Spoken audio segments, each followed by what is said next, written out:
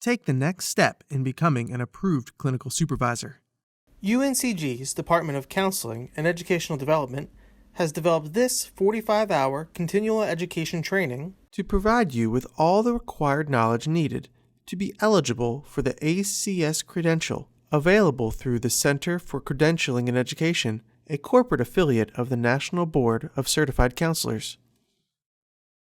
This program is a fully online training that allows you to progress at your own pace in learning foundational concepts and skills needed to be an effective clinical supervisor.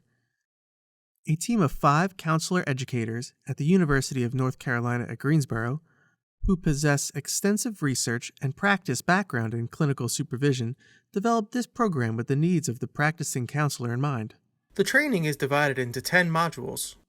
Each module builds on the ones preceding it. Subsequently, you will be asked to complete a multiple-choice exam at the end of a module before you can proceed to the next module. To provide a context for the course, a counseling session that is referred to as the Case of Nina has been prepared for you to watch and referred to throughout the training.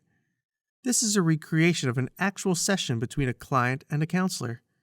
It provides many opportunities to consider clinical supervision interventions and dynamics. And I love them to death. I mean, they're great kids. I mean, that's something that feels really good, for sure. Mm-hmm. So that's one area of your life that feels solid. Yeah. I mean, I've got a good relationship with the kids. Really, Scott's got a good relationship with the kids. And, I mean, they're doing really well. I see some of my friends and their kids who are always getting into trouble. The following is a sample of our lecture and demonstration on using the thinking aloud technique as an intervention. And so another intervention strategy or way that recordings can be used is called the thinking aloud technique.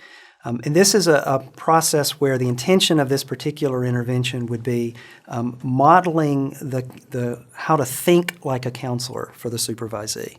And the way that we do this typically is we sort of set it up with the supervisee, what we'd like to do. We sort of get it's important here, I think, to get their permission to do this and to be very tentative in terms of how you set it up, that your thoughts are not their thoughts and they're not necessarily even right.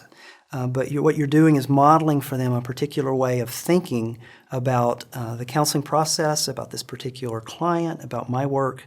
And so you might focus in on something that a particular client says, or some way that their nonverbal behaviors may be giving you information as a counselor, comparing and contrasting how a particular client presents in a session versus how they might have presented in previous sessions. So what is changing, what is shifting?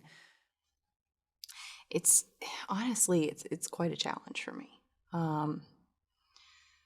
I've found lately that when I look at my schedule and I see that she's on the air for that day, I get a reaction to that. I kind of dread it a little bit, if I'm being honest. Yeah, I get the sense she would be a real challenging client to work with. Yeah. And that's she is. What fits for you. Do you know what about it is difficult? Do you know what the struggle is for you? I just feel like I have a hard time understanding her and understanding her decisions or her inability to make decisions. Mm-hmm. If you have any questions about our approved clinical supervisor training, visit us on the web at go.uncg.edu/ACS.